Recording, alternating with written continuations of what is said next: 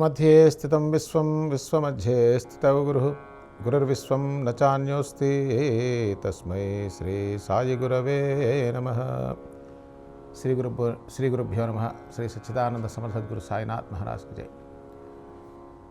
జీవన సత్యం సాయి తత్వం కార్యక్రమానికి స్వాగతం। సాయిబాబాని ఎప్పుడంటే అప్పుడు దర్శనం చేసుకొని సాయిబాబాకి సకల సేవలు చేసుకునేటువంటి భాగ్యం భాగవశింటికి లభించింది। ఈనాటికి వాళ్ళ వంశస్థులు ఆ చావడ ఉత్సవంలో వెనకాల గొడుగు పట్టుకొని వెళ్తూ ఉంటారు। వాళ్ళ తరతరాలకు కూడా ఆ భాగ్యం లభించింది। అలా భాగవతి షిండే వచ్చి పొద్దున్నే బాబా సేవ చేసుకున్న తర్వాత ఇంకా సేవకులు వచ్చి ఎక్కడంతా చిమ్మటం చేయటం ఇవన్నీ చేస్తుండేటువంటి వారు నీళ్ళు తీసుకొచ్చి పెట్టేవారు।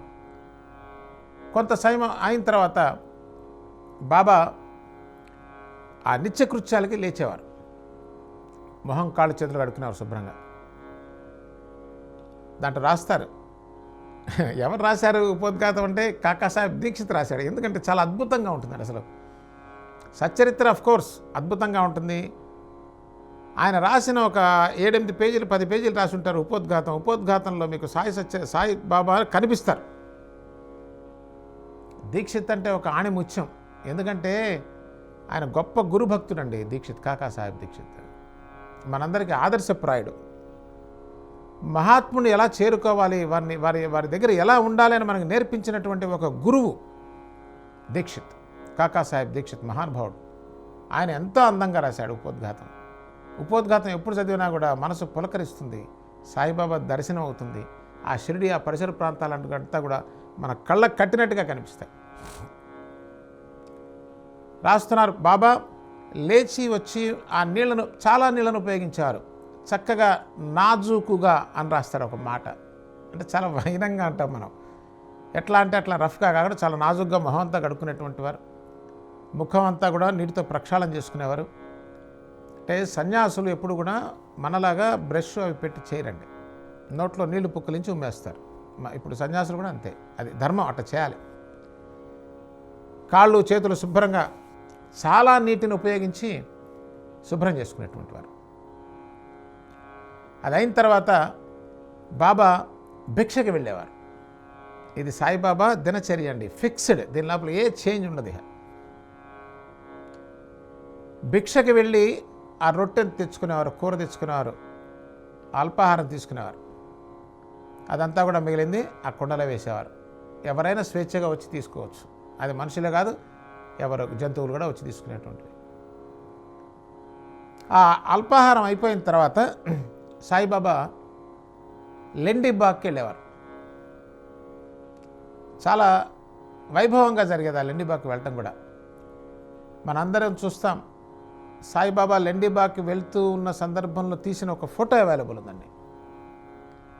ఓ పక్క బూటి, ఓ పక్క నానాసాహెబ్ నిమోన్కర్, వెనకాల భాగోజీ షిండే, నానాసాహెబ్ నిమోన్కర్ పక్కన వాళ్ళ మనవడుతో కలిపి తీసిన ఒక ఫోటో, చాలా అద్భుతమైన ఫోటో సాయిబాబాది, ఒరిజినల్ ఫోటో మనకి అవైలబుల్గా ఉంది।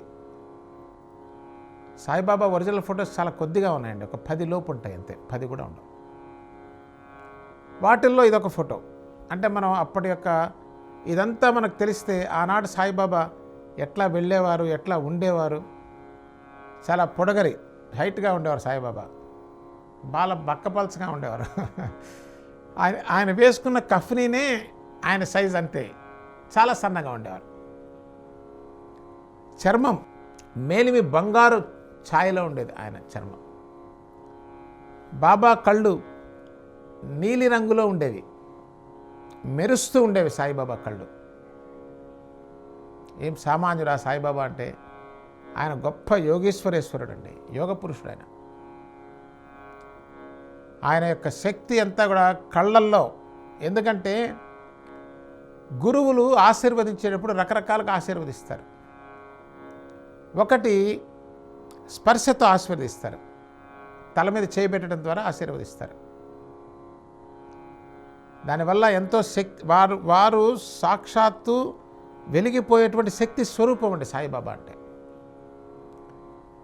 ఎలక్ట్రిక్ ఎలా తగిలితే మనకి షాక్ లాగా అనిపిస్తుందో దానికి కోటి రెట్లు సాయిబాబా దగ్గర ఉంటుంది. దీనివల్ల చాలా చల్లటి ఆనందపరమైనటువంటి మన కర్మ రాశి పూర్ణంగా దగ్ధం చేయగలిగినటువంటి అపారమైనటువంటి శక్తి ఉంటుంది సాయిబాబా దగ్గర. ఆ శక్తిని వర్ణించడం ఎవరి తరం కాదు. వారి యొక్క చేతి స్పర్శకున్న శక్తి అపారము, ఏమైనా సాధించగలిగినటువంటి సామర్థ్యం కలిగి ఉంటుంది. అది సద్గురు అంటే. అది ఒక రకమైనటువంటి ఆశీర్వచనం. రెండవ రకమైనటువంటి ఆశీర్వచనం ఆ దృష్టిపద్ అంటారండి. దృష్టిపద్ అంటే వారి యొక్క దృష్టి కళ్ళతో చూస్తే చాలండి. సాయిబాబా కాపర్దే రాస్తారు ఒక సందర్భంలో. ఆయన కొన్నాళ్ళ పాటు షిర్డీలో ఉన్నారు కదా, ఆయన డైరీ కూడా రాశారు, జిఎస్ కాపర్దే. బాబా నవ్వితే ఎంత సౌందర్యంగా ఉంటుందో చెప్పలేను. ఆ ఒక్క నవ్వు చూడటానికి జీవితకాలం అక్కడ వెయిట్ చేసిన నీ జీవితం సార్థకమే అంటే ఎంత అందంగా ఉందో చెప్తా ఉన్నారు సాయిబాబా. సాయిబాబా అంటే ఆ ఆనందానికి గని అండి. మన దురదృష్టం, మన సంస్కారాలు అడ్డుపడుతుంటే మనకు వెళ్ళనివ్వవు. మనం అందరం చూస్తూనే ఉన్నాంగా, బాబాని ప్రేమించాలి అనుకుంటాం, ప్రేమిస్తున్నాం అనుకుంటాం, కానీ నిజంగా బాబా పద సన్నిధిలో వారి రూప ధ్యానం కానీ అది నిజంగా మనస్ఫూర్తిగా జరిగితే ఆ వ్యక్తికి ప్రపంచము తాను రెండు మాయమై పరమ ఆనందంలో ఉంటాడండి. మరొక కార్యక్రమంలో మళ్ళీ కలుసుకుందాం. సద్గురు సాయినాథ్ మహారాజ్కి జై. స్వతంత్ర భక్తి యూట్యూబ్ ఛానల్ ని సపోర్ట్ చేయండి. మీకు ఈ వీడియో నచ్చితే లైక్ చేయండి, మీ స్నేహితులకు శ్రేయాభిలాషులకు షేర్ చేయండి, మీ అభిప్రాయాలను కామెంట్ చేయండి. సబ్స్క్రైబ్ చేయడం మాత్రం మర్చిపోకండి. స్వతంత్ర భక్తి YouTube channel. Please like, share and subscribe.